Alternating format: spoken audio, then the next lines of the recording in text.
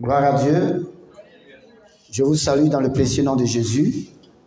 Nous allons, comme tous les mercredis, commencer notre étude biblique. Aujourd'hui spécialement, nous voulons ouvrir cette étude-là à nos frères qui ne sont pas au milieu de nous, qui sont aussi à l'extérieur du pays, à l'intérieur du pays. Et par la grâce de Dieu, nous ferons des directs pour eux et pour tout le monde et pour tous ceux qui vont suivre aussi après, parce que les thèmes que nous étudions maintenant sont très importants et on a besoin de vraiment nous y engager et de le savoir, parce que le peuple de Dieu périt par manque de connaissances. Donc c'est une étude biblique qui a pour thème le diable, son ministère et comment le vaincre. Amen. Donc je voudrais que ceux qui sont maintenant, ceux qui nous rejoignent, je voudrais que vous essayiez de faire passer le message. Faites passer le message, parce que nous allons commencer dans quelques secondes. Faites passer le message. Voilà, vous pouvez faire passer le message, vous connecter et partager aussi, afin que plusieurs personnes nous suivent. Cela est très important. Il est bon, son amour est infini. Mon Dieu est bon, il est bon, son amour est infini. Il est bon, il est bon, il est bon, Jésus est bon. Oh, il est bon, son amour est infini. Oui, il est bon, il est bon. Il est bon, Jésus est bon. Oh, il est bon, son amour est infini. Il n'y a que toi, il n'y a que toi, Seigneur, il n'y a que toi. Oui, il n'y a que toi. Toi, Seigneur, il n'y a, oui, il n'y a que toi, il n'y a que toi, Seigneur, il n'y a que toi, il n'y a que toi, Seigneur, il n'y a que toi. Père, merci. Merci pour tout ce que tu fais.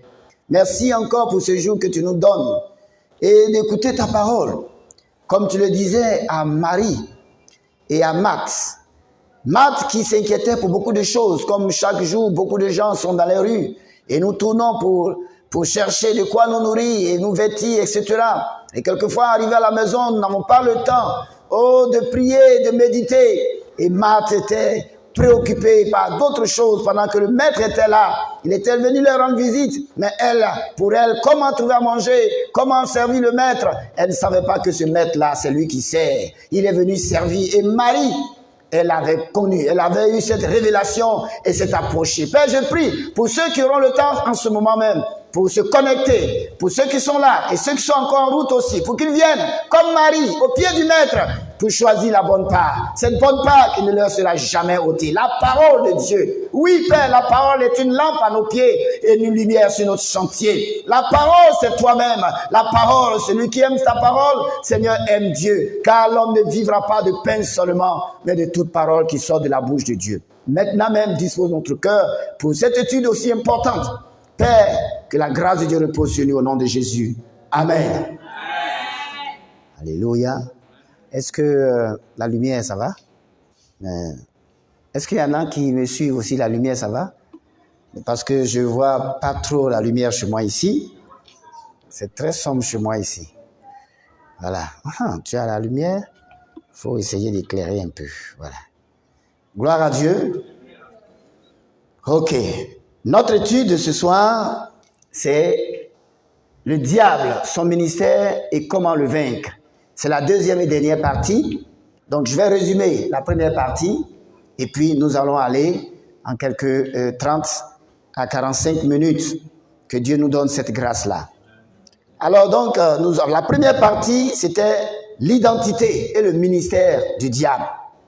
L'identité et le ministère du diable. Alors, quand on parle du diable, ça fait peur, parce qu'on pense déjà aux mauvaises choses. On pense déjà au mal qu'il fait. On pense déjà à la destruction, à tout ce qui est mauvais. Mais c'est vrai. Cependant, il faut savoir, il faut le connaître. Il faut aller savoir beaucoup de choses sur lui. Parce qu'en fait, quand la Bible parle, la Bible ne dit pas que c'est le diable qui vient mettre tout le chaos. Mais la Bible dit que c'est le manque de connaissance qui détruit. Donc, il faut donc le connaître. Puisque il est là depuis, il agit, il continue d'agir. Et nous aussi, nous devons le connaître pour pouvoir être victorieux. Alors, la première partie, c'est l'identité. Donc, rapidement, qui est le diable?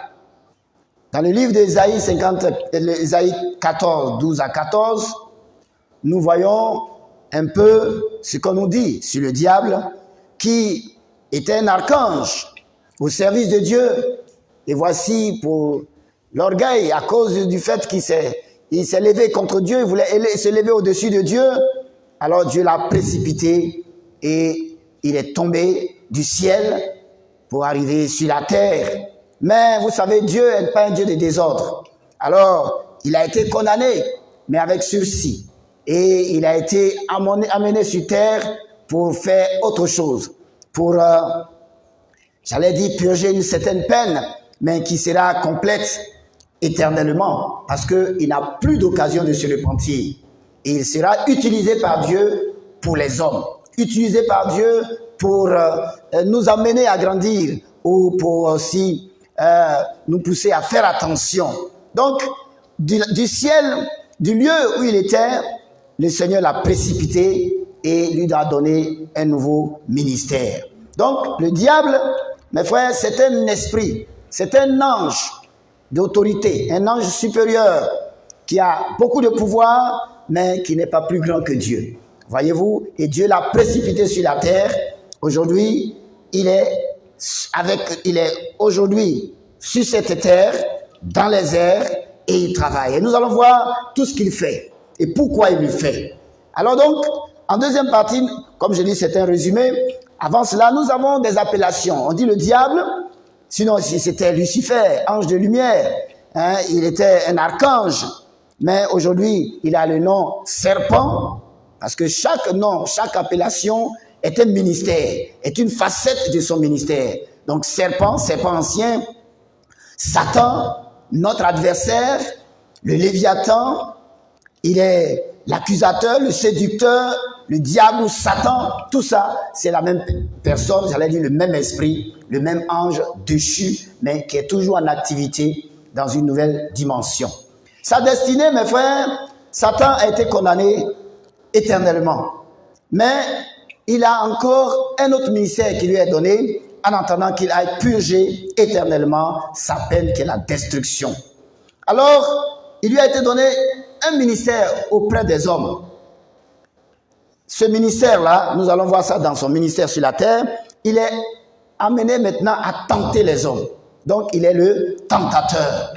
Quand vous lisez Matthieu 4, verset 1, on dit « L'Esprit transporta Jésus dans le désert pour être tenté par le diable. » Donc Dieu lui-même envoie Jésus à Satan pour le tenter. Parce que nous sommes maintenant dans ce monde, sur la terre, et les hommes ont été créés par Dieu pour une expérience avec Dieu. Pour qu'ils soient des hommes qui adorent Dieu avec conviction. Donc des hommes qui doivent adorer Dieu étant éprouvés. Alors Satan, qui était l'ange, l'archange, qui va descendre maintenant, qui va devenir Satan, le tentateur, et lui, il va faire en sorte que les épreuves que l'homme va vivre soient des vraies épreuves. Parce que lui, il a une pensée, c'est de pousser l'homme au péché. C'est de détruire. C'est ça qu'il est. Il est fait de cela.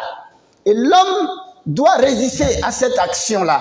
Voici le travail que Satan est venu chercher. Il est venu faire, que le Seigneur lui a donné. Pour nous, nous allons voir ça, je n'anticipe pas. Donc il est venu effectivement pour que l'homme soit éprouvé. Et au jardin d'Éden, nous avons vu comment il est apparu en tant que serpent et il a pu tromper la femme, il a pu la séduire, mais il a séduit l'homme aussi. À travers la femme, l'homme a été séduit parce que la femme est devenue porte-parole de Satan auprès de l'homme qui a aussi été séduit et les deux sont tombés. Donc cette épreuve-là, nous n'avons pas, nos parents, nos anciens n'ont pas pu résister. Et Satan continue parce que Dieu nous a donné une deuxième chance, ce que Satan n'a pas. Satan donc est le tentateur de tous les hommes. Il a aussi un instrument d'épreuve dans la main de Dieu.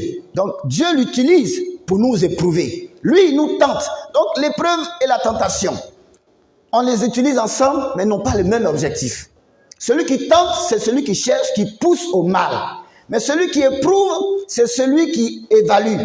Il donne des tests pour voir si nous sommes à même de tenir. Dieu éprouve, Satan tente. Mais Dieu utilise Satan pour nous éprouver, pour que l'épreuve soit vraie. Voyez, parce que lui, il est sincère dans ce qu'il fait, il a un objectif de détruire. Mais Dieu l'envoie pour que l'épreuve dans laquelle il nous met soit une vraie épreuve. En même temps, vous allez vous dire, mais Dieu sait que Satan veut nous tuer, et puis il nous envoie Satan. Non! En l'envoyant, il a déjà déposé quelque chose en nous, la capacité de résister. Il a donné toutes les mesures pour que nous puissions résister. Donc, il n'y a pas à avoir peur, et nous verrons cela. Donc, la chose qu'il nous faut, c'est d'utiliser les moyens que Dieu nous donne pour notre épreuve. Comme les élèves à l'école, leur professeur leur a donné l'enseignement, et puis après, vous voyez des examinateurs qui arrivent. Les examinateurs ne sont pas venus pour montrer aux enfants. Voyez-vous, donc ils sont sincères, ils prennent des dispositions.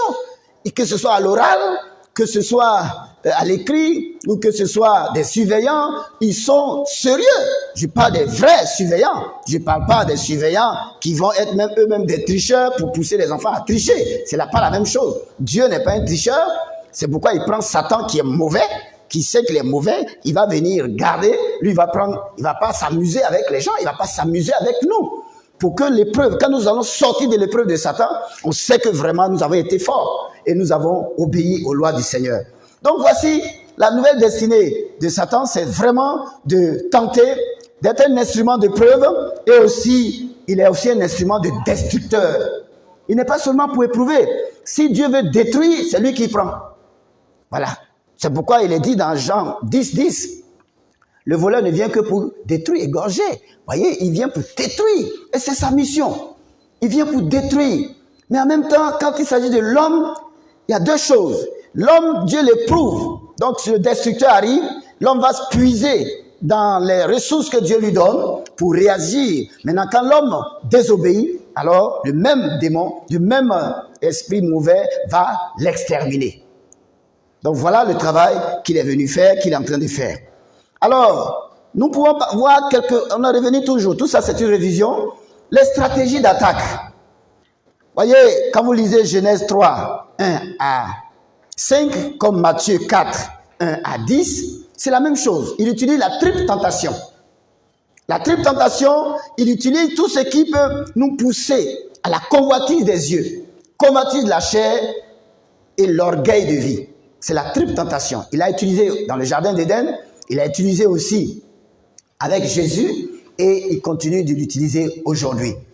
Alors là, lui, il vient pour nous impressionner.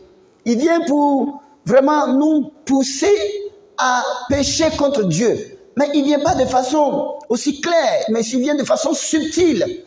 Il nous amène à supporter des choses. Regardez ce qu'il dit à Satan, ce que Satan dit à Ève. Il dit, Dieu a-t-il réellement dit? Et c'est ce qu'il dit aussi à Jésus. Si tu es le Fils de Dieu. Donc, il veut réveiller en nous un certain esprit d'orgueil, de fierté, vraiment de toute suffisance. Chacun veut s'affirmer. Moi, je peux faire ça. Il réveille, il te pousse. Et si tu ne fais pas attention, tu tombes dans son piège. Voyez, pour Ève, a déjà, il a semé le doute. Est-ce que Dieu a dit ça? Quand elle a dit non, c'est pas ça. Si Dieu sait, on va lire ça, si vous me permettez, pour ne pas que je continue de mal paraphraser. Dans le livre de Genèse, chapitre 3, vous voyez clairement ce que Satan dit. Satan dit, la femme dit, quand Satan pose la question, Dieu a-t-il réellement dit, vous ne mangerez pas de tous les arbres du jardin? La femme dit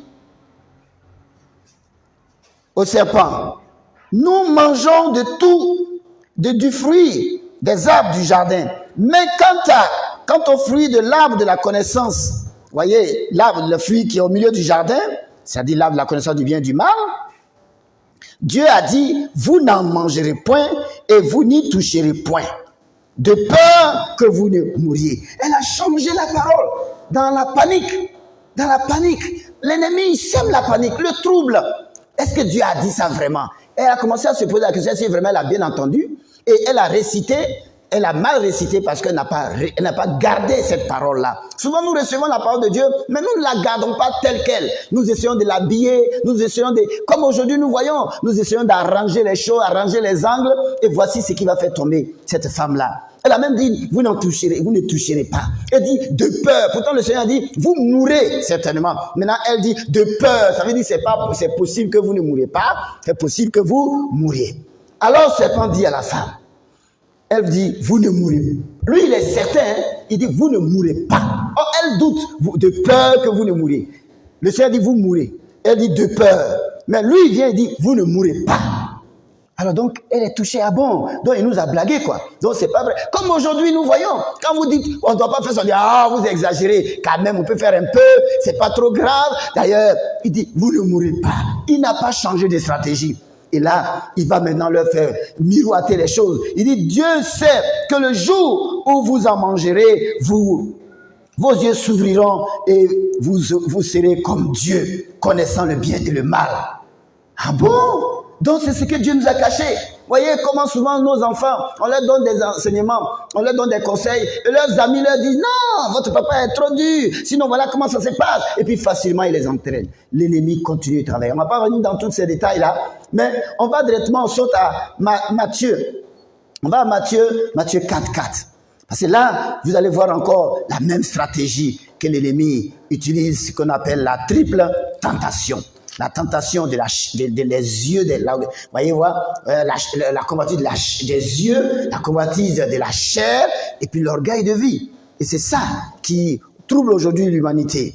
Dans le livre de Matthieu 4, voyez, et Matthieu 4, il est dit, alors Jésus fut emmené par l'esprit dans le désert pour être tenté par le diable. Voyez, l'esprit même amène, Dieu même amène Jésus. C'est un passage obligé. C'est son ministère et nous sommes obligés de passer par là. Que tu le veuilles ou pas, tu passeras par là. Et on dit, après avoir jeûné, au verset 3, le tentateur s'étant approché, lui dit, si tu es fils de Dieu, ordonne que ces pierres deviennent du pain. Voyez, le pain. Vous savez comment les gens sont prêts à se vendre pour le pain. Pour le pain, comment tout le monde est prêt à aller voler, à faire du n'importe quoi pour manger. Voyez, et voici ce qu'il voulait faire aussi avec Jésus. Mais vous avez vu la réponse du Seigneur Jésus. Voyez, le Seigneur Jésus dit, il est écrit, l'homme ne vivra pas de pain seulement, mais de toute parole qui sort de la bouche de Dieu. Donc, voici un exemple de triple tentation et sur lesquelles nous n'allons pas nous attarder. Alléluia. Alors donc, nous invitons toujours ceux qui peuvent nous suivre et partager la vidéo et intervenir aussi avec des questions. Nous essayerons un temps soit peu de pouvoir répondre à ces questions-là. Que Dieu vous bénisse pour votre présence. Alors donc, voici donc ces stratégies d'attaque. Alors, nous avons vu les exemples d'Adam et d'Ève et nous allons passer maintenant à la deuxième partie. Et la deuxième partie, c'est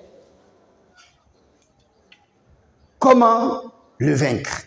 La première partie, nous l'avons résumée, donc nous sautons certains points. Comment le vaincre? Comment vaincre Satan? C'est sur ce point-là que nous allons nous attarder. Veuillez m'excuser. Alors, comment vaincre Satan? D'abord, il faut savoir que Satan est un ange, un archange, un ange supérieur. Certains même disent le premier ministre de Dieu, qui a été déchu, mais il a gardé ses pouvoirs. Il a gardé des pouvoirs. Nous avons déjà lu Jean 10, 10, le voleur qui vient pour détruire, pour égorger. C'est avec une puissance. Mais vous voyez même encore dans 1 Pierre, chapitre 5, verset 8, que nous allons lire rapidement. 1 Pierre, chapitre 5, verset 8. Je vais lire. On dit, soyez sobres, veillez, votre adversaire, le diable, rôde comme un lion rugissant, cherchant qui il dévorera. Voyez, donc il a le pouvoir de dévorer. Il est comme comparé à un lion. Donc il a une force. Il a une force. Voyez-vous, il a une force et il peut dévorer. Et ça, c'est très important. Il faut savoir que cet esprit-là, et nous connaissons comment il agit. On n'a pas le temps d'aller dans tous les détails, mais ce passage déjà nous montre qu'il est prêt à dévorer. Même dans l'Apocalypse, on dit, il est en colère. Il est descendu, malheur à la terre.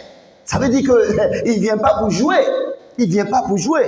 Il vient détruire. Et il a le pouvoir. Et nous voyons, aujourd'hui, nous sommes bien placés pour savoir comment les sorciers, les gens, les voleurs, les magiciens, en tout cas, tous ceux qui peuvent utiliser des voies mystiques, même physiques, pour faire du mal, c'est Satan qui les inspire. Voyez, alors nous continuons ici. Alors, Satan a donc perdu sa position et son héritage.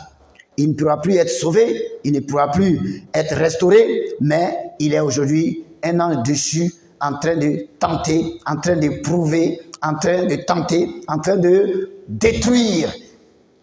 Satan a gardé des pouvoirs, le pouvoir de blesser, le pouvoir de tuer, même de tuer. Satan a le pouvoir de tuer. Pour sa nouvelle fonction de tentateur, d'adversaire, d'accusateur, Satan a été redéployé par son créateur sur la terre, comme je l'ai déjà dit. Satan est aussi doté de grandes ruses. Il n'a pas seulement la puissance, mais il a de la ruse, une intelligence fine. Même quand on lisait Genèse 3, on dit il était le plus rusé. Donc c'est d'une intelligence, comme la Bible même dit aussi, les gens sont ingénieurs au mal. Et leur maître, c'est Satan, le père du mensonge. Donc il s'est tellement dit des choses que vous allez facilement tomber dans ça. Et plusieurs sont tombés. Même le Seigneur l'a dit, il séduira un grand nombre. Parce qu'il va susciter des faux docteurs, des faux enseignants pour attirer un grand nombre. Et ce n'est pas facile de découvrir cela. Et nous allons voir pourquoi. Satan a le pouvoir d'influencer et de posséder tous les vivants de la terre. Si nous lisons 2 Corinthiens 12, verset 7, nous voyons clairement que cet esprit-là est doté de stratégies extraordinaires et est difficile à discerner. Même au microscope, on ne pourra pas voir. On ne pourra pas voir. 2 Corinthiens, je disais, 2 Corinthiens 12, verset 7. 2 Corinthiens 12, verset 7, je vais lire cela rapidement.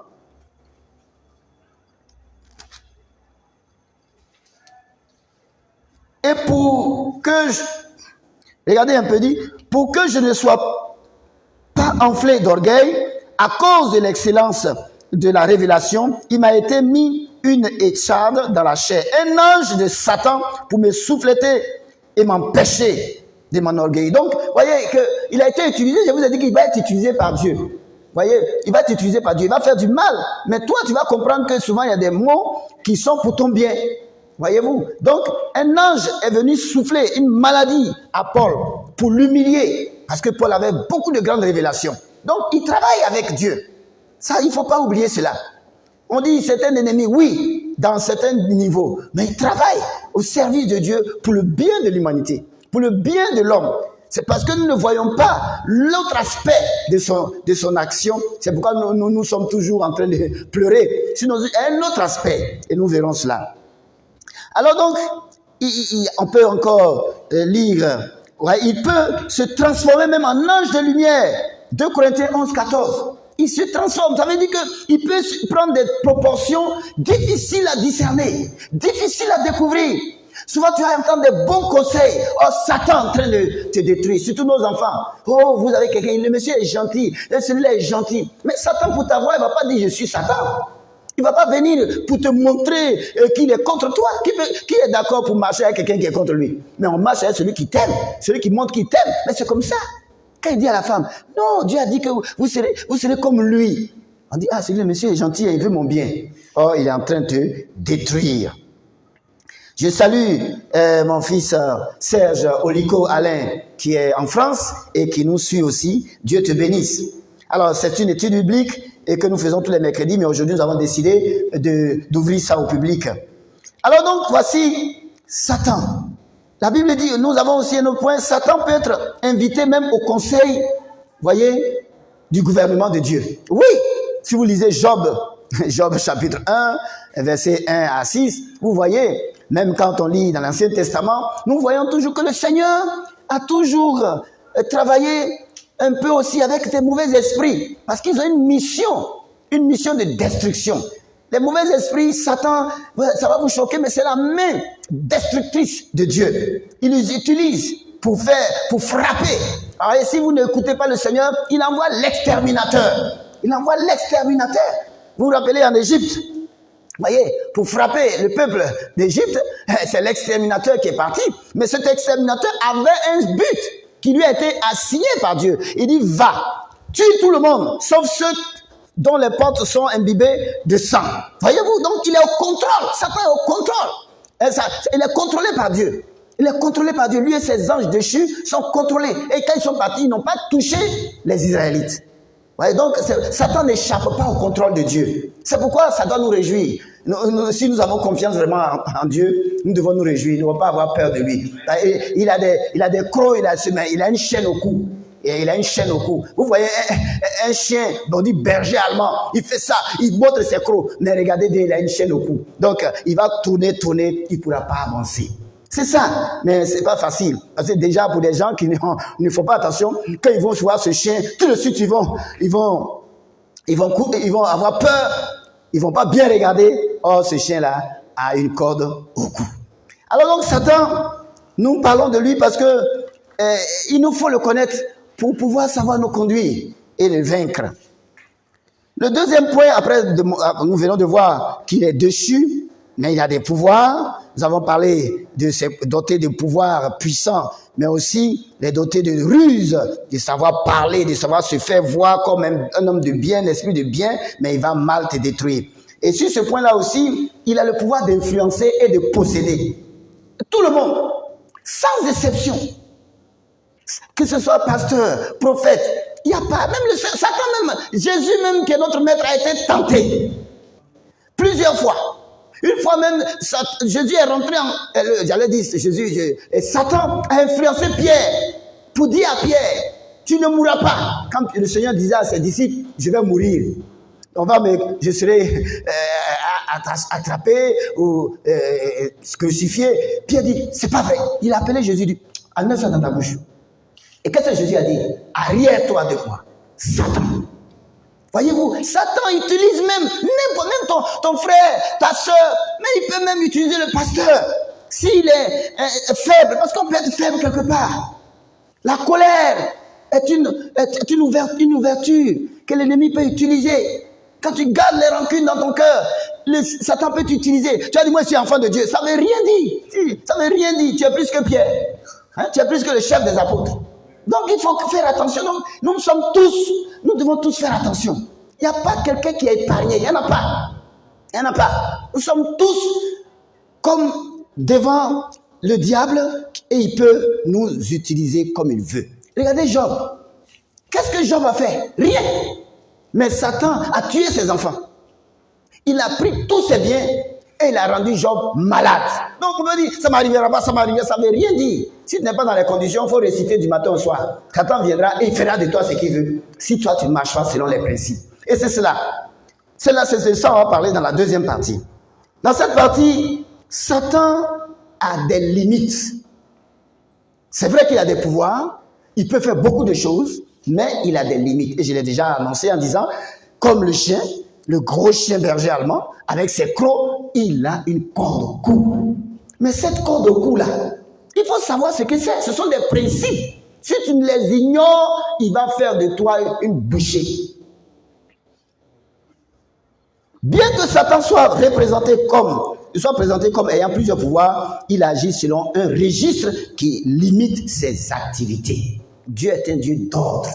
Même si Satan fait semblant d'être celui qui peut faire ce qu'il veut, ce n'est pas vrai. Il respecte un cahier des charges. Satan a un cahier des charges. C'est un ministre de Dieu. Un ministre de Dieu pour jouer les mauvais rôles. Mais ces mauvais rôles peuvent nous réveiller. C'est ça. Ces mauvais rôles peuvent nous aider. Ces mauvais rôles. Mais c'est un ministre occulte, un méchant ministre. Mais il est au service de Dieu. Il ne peut rien faire sans Dieu. La première des choses, il ne peut pas agir sans la volonté de Dieu. Quand vous lisez Job 1, verset 7 à 12, quand le Seigneur a demandé, mais Satan, on dit, le Seigneur a une réunion, le gouvernement, et Satan était là. On ne l'a pas chassé. Pourtant, nous, si on le voit, on va le chasser. Mais si Dieu le voit, il ne le chasse pas. Il dit bonjour Satan. Et déjà, quand ils ont fait la réunion, Satan était le premier à être à l'ordre du jour. Et quand on a fini de parler à Satan, la réunion est finie. Satan, d'où viens-tu? On lui demande les nouvelles. Il dit, je me suis promené. Il dit, est-ce que tu as vu mon serviteur Job? Je paraphrase, mais c'est l'idée. Il dit, oh mais je l'ai vu. Le Seigneur dit, mais il n'y a pas un homme comme lui. Pourquoi il dit ça?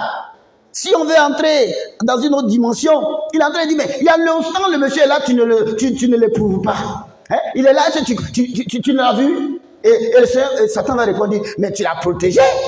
Enlève ta main sur lui toujours, tu vas voir. Alléluia. Si Dieu te protège, qui pourra être avec toi? La Bible m'a dit, si Dieu est avec nous, qui sera contre nous? C'est parce qu'il a protégé. Il y a des gens qui prospèrent, ils pensent que c'est par leur force. Mais détrompez-vous, c'est parce qu'il y a la protection de Dieu. Le jour où Dieu va enlever, c'est fini ça. Satan va faire de vous une bouchée. Saucisson avec pâté. Et puis ça va. Voyez-vous? Donc, le Seigneur dit, bon, va. Il lui donne l'autorisation. Il dit, va, mais ne fais pas ça. Va, mais ne fais pas ça. Va, voici ta limite. Et il va. Qui détruit les biens de Job.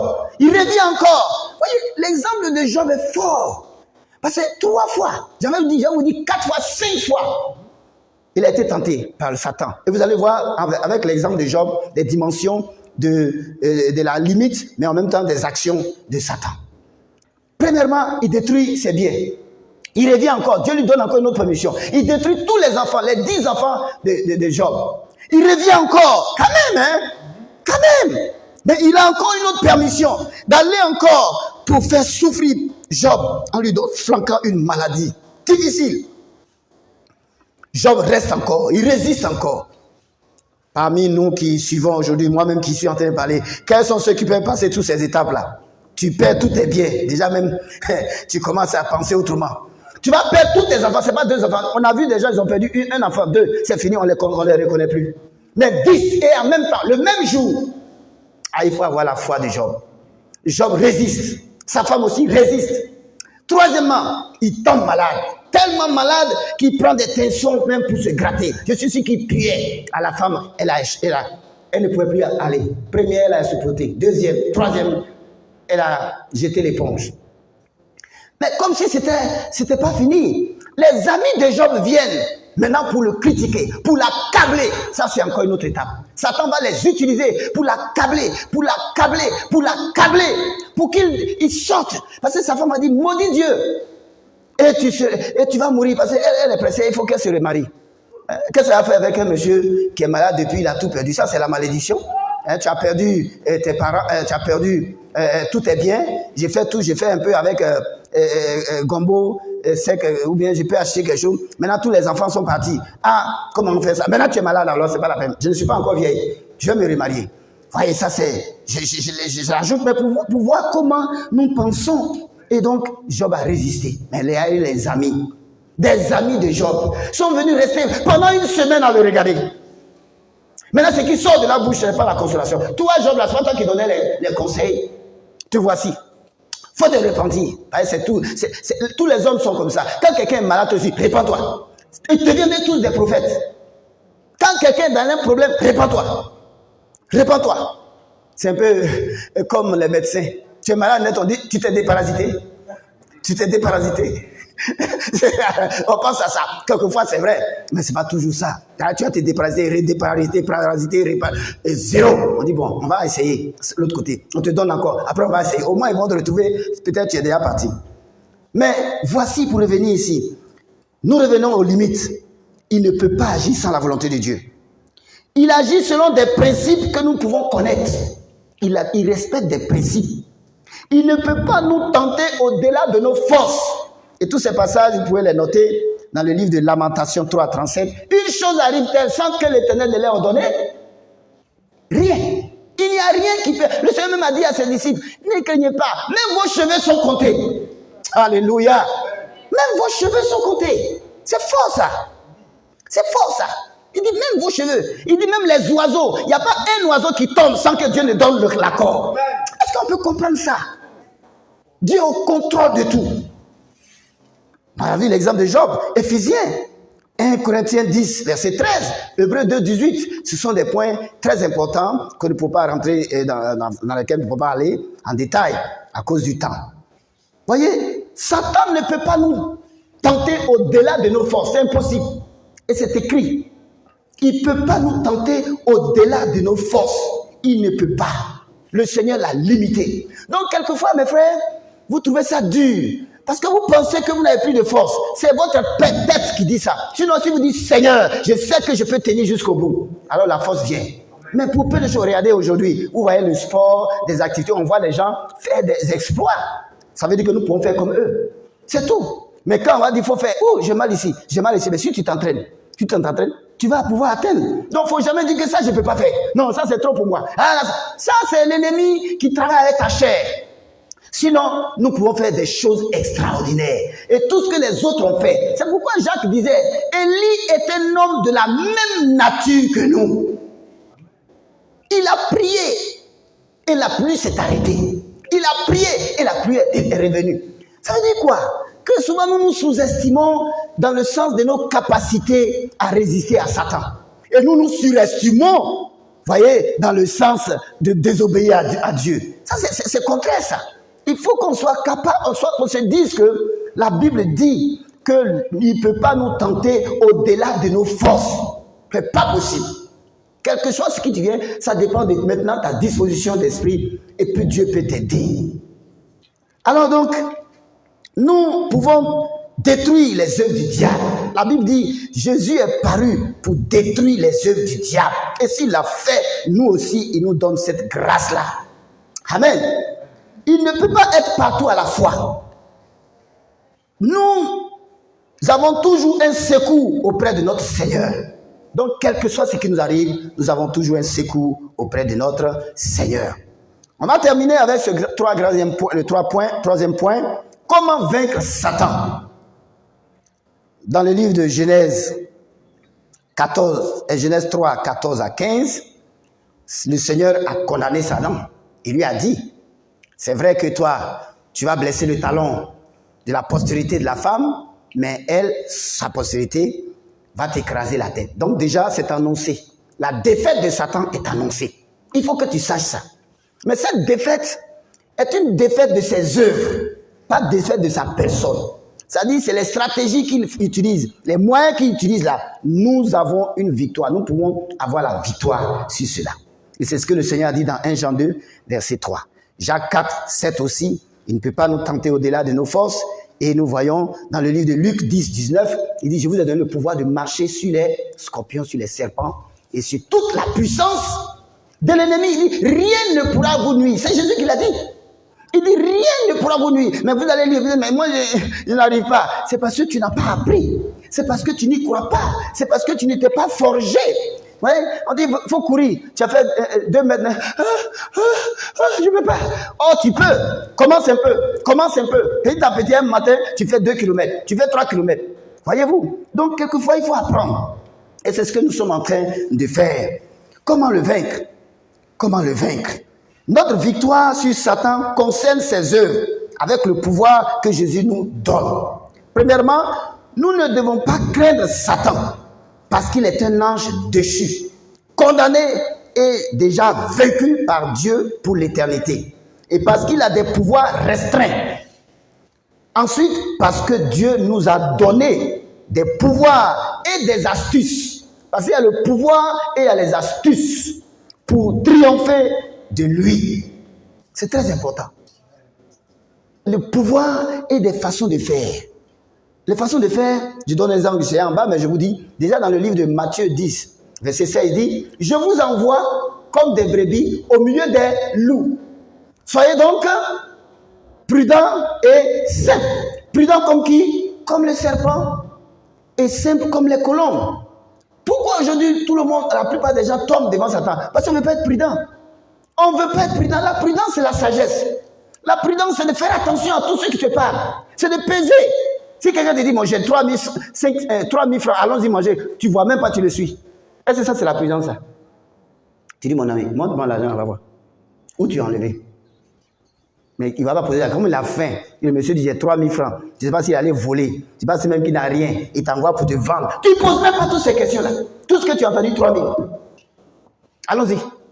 Arrivé là-bas, il n'a rien, il est parti voler. On vous attrape, vous dites, non, mais moi je sais, mais le monsieur est mauvais, reste là. Entre vous deux, qui est mauvais? C'est toi-même. Il faut être prudent. Il ne faut pas sauter sur tout ce qu'on te dit.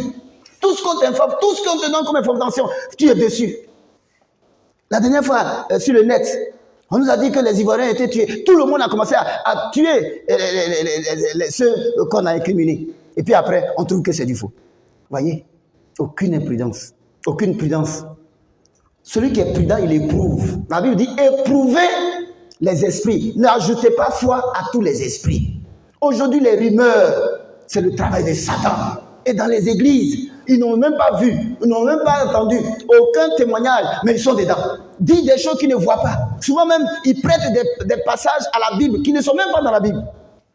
Parce que là, nous ne voulons pas éprouver. C'est pourquoi les gens même du monde disent quoi? Que l'église est l'opium, la religion est l'opium du peuple. Que tout ce qu'on dit ici, c'est oui, non, oui, on dit jamais non même. C'est à l'église on doit dire non. C'est à l'église on doit dire est-ce que c'est vrai? C'est à l'église on doit dire faut me montrer. La Bible dit tout se règle sur la déposition de 2 ou de 3 témoins. Et tous on est là, on s'emballe. C'est pourquoi on en souffre, et puis Dieu prend son champ. Et il nous a déjà donné tout ça ici. Il dit parce que tu as repoussé la connaissance, alors je te rejette aussi. Si tu ne veux pas prendre ce que le Seigneur enseigne, il a dit l'homme ne vivra pas de pain seulement. Donc, nous ne devons pas craindre Satan. Pourquoi? Parce que ses pouvoirs sont limités. C'est ça. Et parce que Dieu nous a donné du pouvoir aussi, les pouvoirs aussi, et nous a donné des astuces. Il faut connaître Satan, connaître ses stratégies et la double tentation. Satan agit dans le domaine, je l'ai dit, des yeux, de la chair, des désirs et de l'orgueil. Tout ce qui concerne tes yeux, ce que tu entends, ça dit ton sens, pour te flatter. Ah, oh ma jeune fille, tu es jolie, hein? Toi-même, tu ne sais pas que tu es jolie. C'est quelqu'un d'autre qui va te dire. Tu vois un peu que tu es déjà perdu? Tu es déjà perdu. Parce que quand quelqu'un vient te faire du mal, il ne vient pas avec le couteau. Il vient avec la part. Demandez aux pêcheurs, quand ils s'en vont pêcher du poisson, ils vont dire, poisson, attendez, vous avez bouilli aujourd'hui. Mettez le couteau. Quel poisson il va venir? Mais l'hameçon, on l'entoure, on le cache dans le verre de terre. Quand le poisson voit, il ne voit plus l'hameçon. C'est comme ça Satan travaille. Il enveloppe ses messages, il enveloppe ses actions. Donc toi tu vois bien, c'est mon ami, il n'est pas méchant, il m'aime. Maman même, elle peut se pas sortir. C'est toi-même. Si on écoutait ça, il y a des parents qui écoutent, et puis après ils disent, si ils savaient. Et voilà la situation. Et souvent, il y a des parents même qui écoutent leurs parents, leurs enfants. L'enfant dit, oui, moi je n'ai rien. Mon enfant dit, il n'a rien. Alors, il n'a rien. Oh, c'est ton enfant qui va dire, il n'a rien. Mets-le dans la maison, ferme au moins 1 semaine, 2 semaines, tu vas voir si quelqu'un va venir taper la porte. Il y a ceux qui ont des rendez-vous, ils vont dire, mais où tu étais? C'est là que tu vas l'attraper. Ou bien autre chose. Mais il ne faut pas écouter complètement et puis croire. Il faut éprouver. Il faut chercher le fond. Sinon, tu vas avoir honte demain. Tu vas avoir honte. Parce que un homme, la Bible dit, malheur à celui qui met sa confiance à un homme. Donc, il faut faire attention. Alors, mes frères, il faut craindre Dieu et fuir le péché. Parce que le péché est l'accès, c'est-à-dire le droit d'accès de Satan à nous. D'abord, il a un accès premier. Ça, ce n'est pas pour nous détruire, pour nous éprouver. Que tu pêches ou tu ne pêches pas, ou tu seras éprouvé. Mais si tu pêches, il ne vient pas pour t'éprouver, hein, il vient pour te tuer. Il vient maintenant pour agir plus. Tu deviens encore plus faible. Le péché affaiblit. Le péché, c'est la désobéissance. Sinon, il n'y a pas un arbre qui s'appelle le péché. Si tu désobéis à la loi de Dieu, alors Satan a le droit d'augmenter son épreuve. Sinon, si tu es même obéissant comme Job, tu seras tenté. Et si tu es désobéissant maintenant, là, la tentation devient destruction pour toi. Quand on te parle, tu n'écoutes pas. On te parle, tu n'écoutes pas. Dieu enlève sa main sur toi. Et Satan ne vient plus pour t'éprouver seulement, il vient pour te détruire. Et tu n'auras plus l'occasion de revenir. Si Dieu te fait grâce, il faut te repentir. Ce n'est pas parce que Dieu ne dit rien que tu penses que ça va. Oh, il te prévient seulement, tu vas et te réveiller. Tu vas te réveiller un matin, il ne te reconnaît plus. Et c'est fini pour toi. Tu finis de ce monde-là, tu t'en vas aussi à l'enfer. Cela, ça sera très grave. Donc, voyez-vous, le péché est l'un des droits légaux ou accès. La Bible dit, ne donnez pas accès au diable. Éphésiens 4, verset 27. Il dit, ne donnez pas accès au diable. Donc, c'est nous qui donnons accès au diable. C'est nous qui disons à Satan, viens.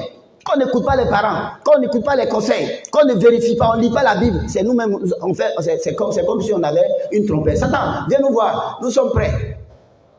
La Bible dit, quand vous lisez dans le livre de Matthieu 4, verset 12, il dit, Satan s'est séparé pour revenir à un moment favorable. Il y a des moments, donc ne rend pas des moments favorables. Il dit encore, il faut porter les armes du combat spirituel, Éphésiens 6. Éphésiens 6, les armes du combat spirituel, vous les connaissez, je vais quand même les lire un peu, hein, pour que vous puissiez vous souvenir, sinon tout le monde connaît les armes, tout le monde connaît les armes et dont on parle, mais il ne s'agit pas de les porter comme des habits, c'est une vie à mener. Les armes spirituelles ne sont pas des habits. Vous dites, je porte mon casque, je porte ma ceinture, je porte mes souliers et je m'en vais contre Satan. Mais Satan danse avec toi. Vous êtes au boom. Vous êtes à une soirée. Ce n'est pas quelque chose que tu vas porter physiquement ou bien une déclaration d'habit. Oui, je suis habillé, Satan vient, j'ai le casque du salut, j'ai le bouclier de la foi, j'ai la ceinture, j'ai les souliers ou bien j'ai les sandales. Non, non, non, non, non. C'est une vie. Il dit, revêtez-vous de toutes les armes de Dieu. Verset 11. Afin de se tenir ferme contre les ruses du diable. Vous voyez, il parle des ruses du diable, des stratégies difficiles à découvrir. Car nous n'avons pas à lutter contre la chair et le sang, mais contre les dénominations, contre les autorités, contre les princes de ce monde, des ténèbres, contre les esprits méchants dans les lieux célestes. Il dit, c'est pourquoi prenez par-dessus les armes de Dieu afin de pouvoir résister dans les mauvais jours et tenir ferme après avoir tout surmonté. Ouais, on est droit sur le qui-vive. Résister et tenir ferme. Résister. Donc tous les jours sont des jours de tentation. Tous les jours sont des jours d'épreuve. Tous les jours. Tous les jours. On ne peut pas aller dans tous les détails ici, mais déjà il faut retenir cela. Voyez-vous, il dit quoi? Au verset 14, non, oui, je crois, le verset 14. Tenez donc ferme, ayez à vos reins la vérité. Pour ceinture, c'est pas pour aller au marché pour acheter une ceinture. Si tu marches dans le mensonge, tu as déjà un accès puissant de Satan. Le mensonge, chaque jour, tu veux mentir. Tu as pris ça, c'est pas moi. Tu as pris ça, c'est pas moi. Tu as pris ça, c'est pas moi. Tu dis à Satan, viens, je t'aime. Qu'est-ce que ça veut dire? Or, si tu vis dans la vérité, c'est comme tu es armé. C'est là, c'est ton arme. C'est pas une affaire de dire, j'ai la ceinture de vérité. C'est de, j'ai dit la vérité. Faut pas cacher. Dis, confesse. Et Dieu te fortifie. Il dit, revêtez aussi la cuirasse de la justice. Sois juste. Faut pas prendre parti, ben c'est ton frère, parce que c'est ceci. Et il faut être clair. Faut être juste. C'est ça. Faut pas être injuste avec les gens. Tu as quelque chose pour quelqu'un, il faut lui donner. Tu ne veux pas lui donner. Il vient vers toi, tu cries. Tu es fâché. Tu es injuste. Quand il te donnait là, il voulait ton bien. Maintenant, pour lui rembourser, tu es fâché. Tu es injuste. Et tu penses que quand tu as prié, tes prières vont monter. Satan met sa main. Voilà. Où ça doit passer? Il dit, il y a l'injustice ici. Donc ça passe pas. Et tu cries, mais Dieu, mais je ne comprends pas. Cherche l'injustice. Tu dois de l'argent aux gens il y a longtemps et tu t'en fous si les autres souffrent. Au lieu de les calmer. Je vais même faire palabre avec eux. Il dit les chaussures à vos pieds. Etc. J'ai sauté un peu. Vous voyez, toutes ces choses, c'est des vies. C'est des vies à mener. Prenez par-dessus tout cela le bouclier de la foi avec lequel vous pourrez éteindre tous les traits enflammés du diable. La foi. Mais frère, la foi, ce n'est pas pour dire j'ai la foi. La Bible dit dans le livre Hébreux 11, verset 1, la foi est une ferme assurance des choses qu'on espère et la démonstration de ce qu'on ne voit pas. Donc si tu crois, tu as des actes à poser. Il y a des actes de foi, ce n'est pas des paroles, ce sont des actes. Le premier acte plutôt de la foi, c'est l'obéissance à la parole de Dieu. C'est pourquoi ceux qui enseignent la foi disent la foi, c'est l'obéissance. Quand tu obéis à ce que Dieu dit, c'est la foi. Tu n'es pas un voleur. Tu crois que voler est mauvais. C'est pourquoi tu ne prends pas ce qui n'est pas pour toi. Donc tu as une force ici. Et Satan voit, il regarde. Il regarde, il voit qu'il ne trouve pas ça en toi. Mais qu'est-ce que Satan vient trouver en toi? Parce que Satan a ces choses qu'il attire. Et s'il les trouve en toi, alors il agit. Donc ta foi en Dieu, ta confiance en Dieu t'éloigne de ce qui est pour Satan.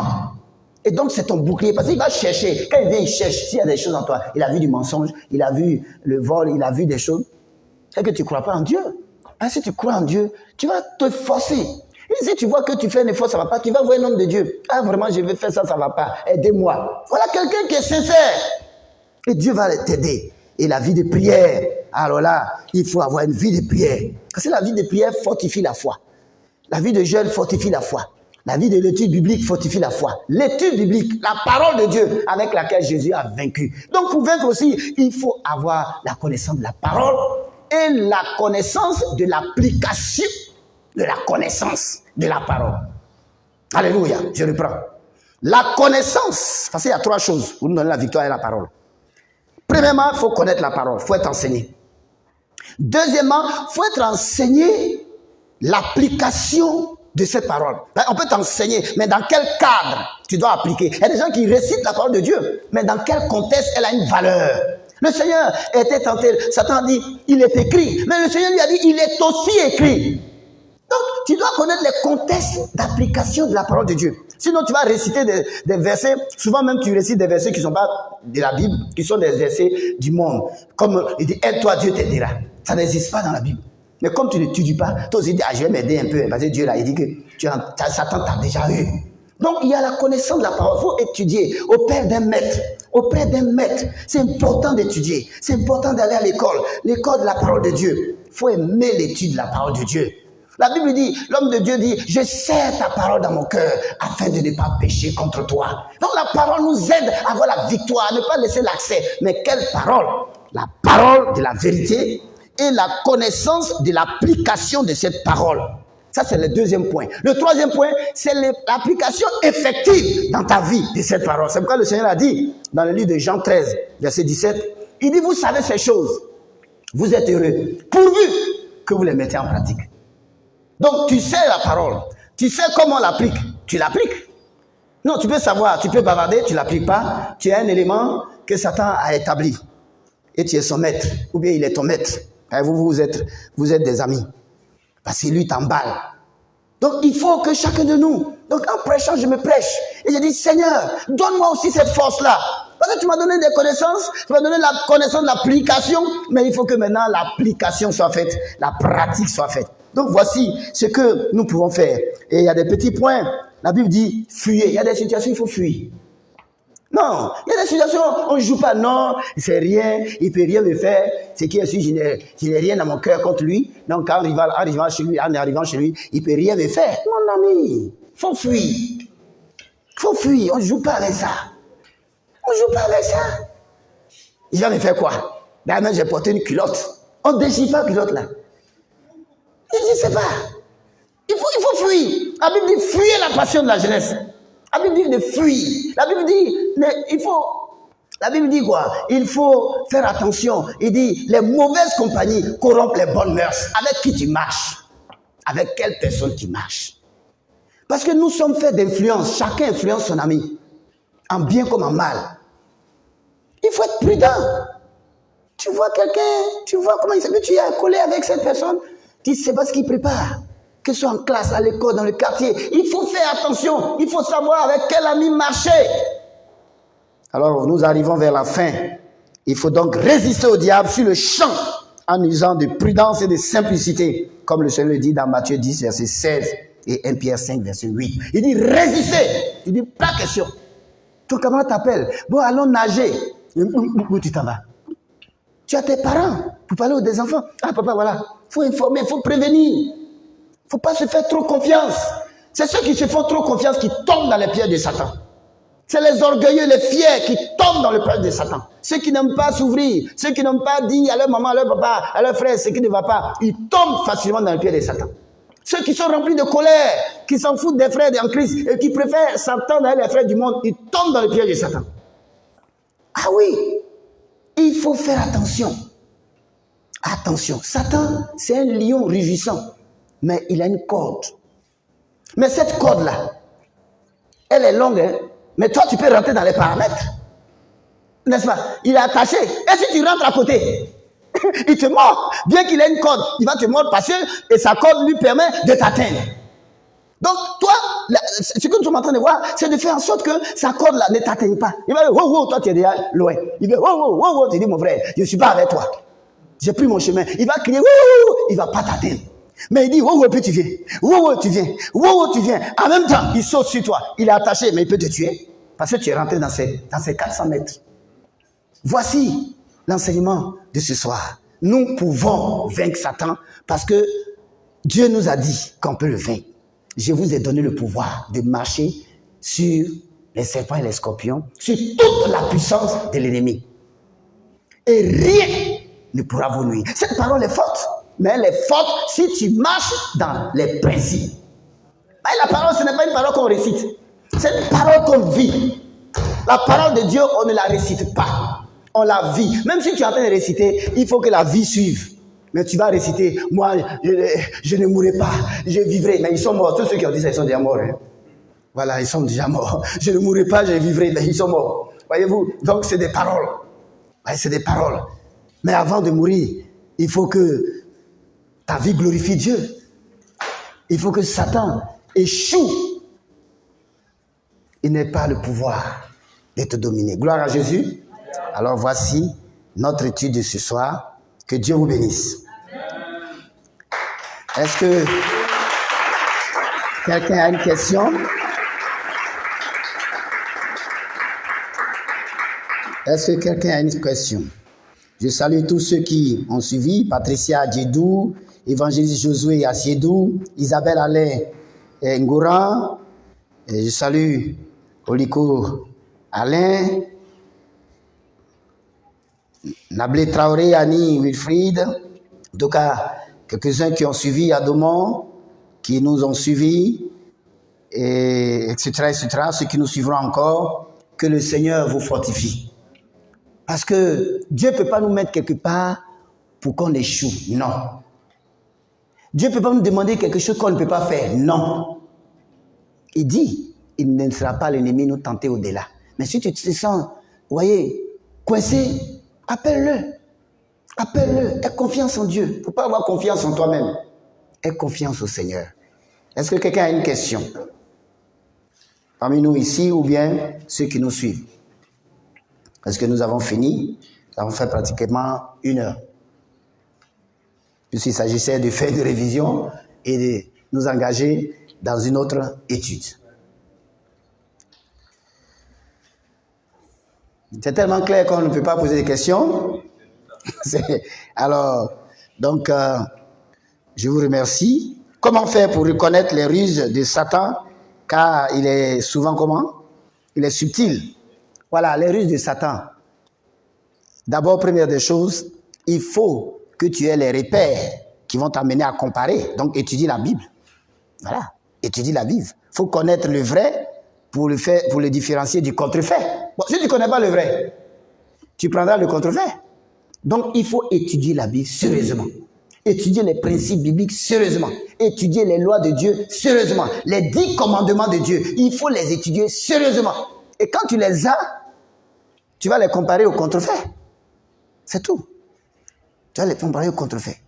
Donc, c'est d'étudier pour faire une comparaison. Ça, c'est un. Deuxièmement, il faut éprouver. Tout ce que l'ennemi te propose, ou même pas l'ennemi, tes amis, tes camarades, tout ce que quelqu'un te propose, il faut éprouver. Ça veut dire qu'il faut peser, pose des questions, compare. Il ne faut pas se presser pour accepter quelque chose. Même si on te fait des propositions alléchantes, il faut les éprouver. Les éprouver par des recherches, par la prière. Parce que souvent, tu es tellement clair qu'on pense que ça va. Oui. Quelqu'un comme ça vient te vendre une voiture. C'est tellement joli. Quand tu fais ça, en même temps, l'eau sort derrière, tu vois. Alors l'eau qui sort, ça veut dire le moteur est bon. Mon ami, viens avec un mécanicien. Tu es mécanicien. Tu prends la voiture, tu t'en vas. Après tu dis, mais les gens ils sont mauvais, hein? C'est toi-même qui es mauvais. Voilà, prends un mécanicien. Et pas n'importe lequel. Éprouve. Mais comme tu as un besoin rapide, tu ne vérifies pas. Même dans le mariage. C'est pourquoi il y a plusieurs divorces aujourd'hui. Tu n'éprouves pas. Alors comme, d'après mon fils, comme tu brûles, alors tu s'en vas chercher, comment on appelle, je sais pas quoi, de l'eau pour mettre dessus. Ah bon? Tu vois que c'est une affaire de brûler seulement? C'est pas ça.